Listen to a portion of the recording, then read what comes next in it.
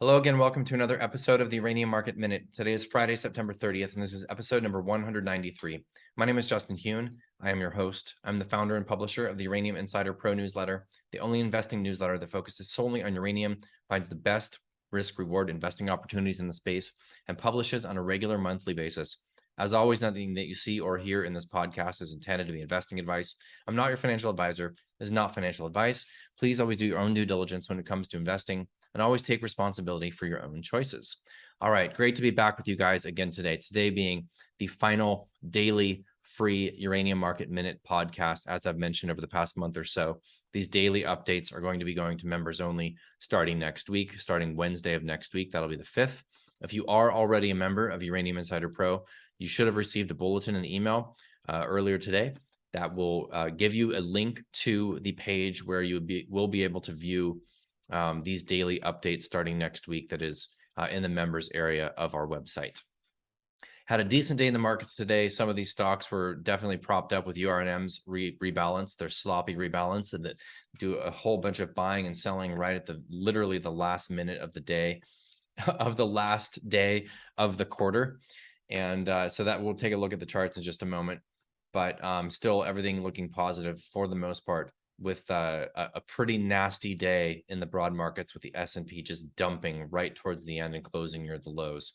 Why don't we go ahead and jump into the daily scoreboard first? Spot price of uranium sitting dead in the water on this final trading day of the month.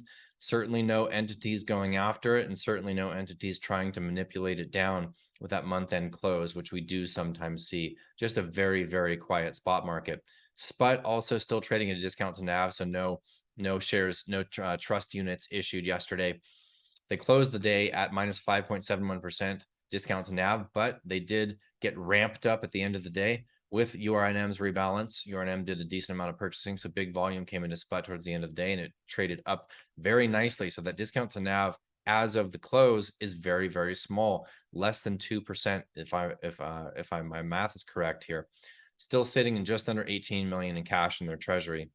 URA reported 250,000 shares redeemed. That was just under 5 million in mandated selling. Let's take a look at the charts. Starting with URA, down 0.75% on the day. Actually did decently, all things considered. Still, we are kind of in a very liminal space here, charts wise, for the sector.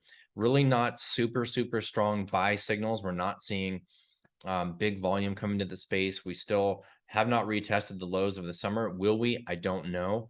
That's really, I think, honestly depends on how correlated we are to other things such as oil or the dollar, inversely correlated to the dollar, or the broad market itself. If we see steep downdrafts, sometimes we can get brought down with that when the correlation of everything goes to 1.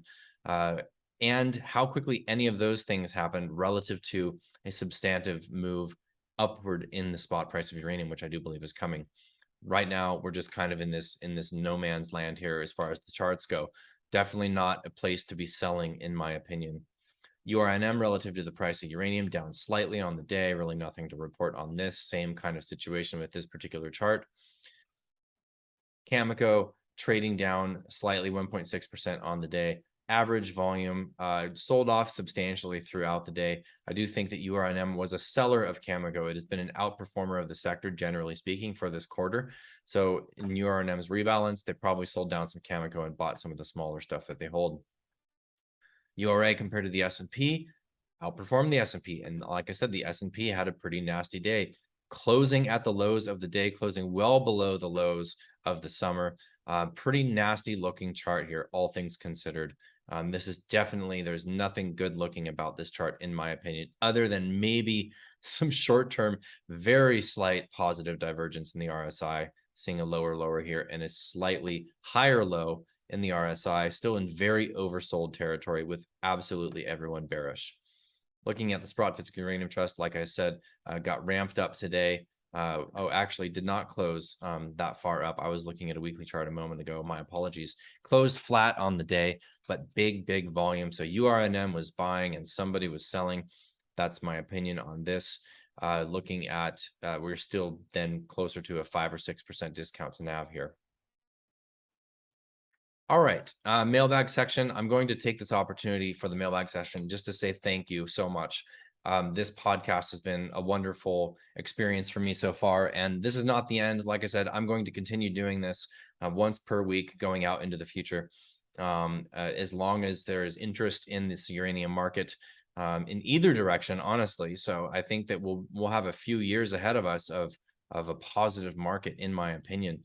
Now, I'm not making any sort of prognostications on where the broad market's going to go, where economies are going to go. Things are pretty messy out there in the world, generally speaking. But for uranium, for nuclear energy, things have never looked brighter. And we're super excited about this space going forward. So I want to thank all of you for subscribing and for supporting us.